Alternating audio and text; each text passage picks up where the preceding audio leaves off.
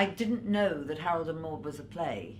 I did know it was a film because I saw the film years ago. And then when I realised it was a play, not just by doing it now, but I already knew it was a play, and I had discussed it with my friend and lodger, and he'd said, you should play it sometime. And I said, yes, I should.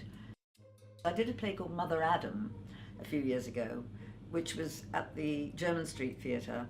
And that was a really weird, it's a play by Charles Dwyer, is that his name? And it's this extraordinary woman, and it's a two-hander, and Jasper Britton played my sort of dysfunctional son, and I'm a dysfunctional mother who's in bed and paralysed from the neck down. So it was quite a hard part to play, but she's a funny, eccentric woman wearing a turban. I modelled it on my mother, actually.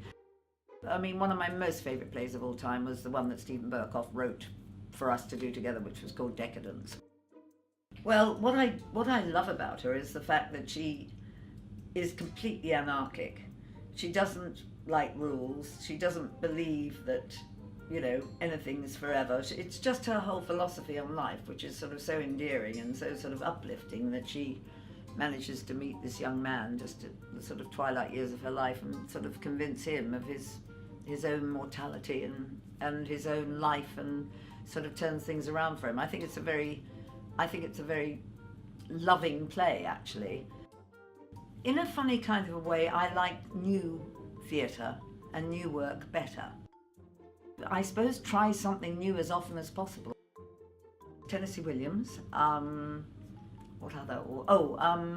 I like, it's sort of the American writers I like. I have a feeling that might be the reason, because I've always had a great love for Tennessee Williams, and there's even the accent, the sort of deep South accent is sort of a little bit like the Australian accent. I mean, there's a mixture between Cockney and the deep South.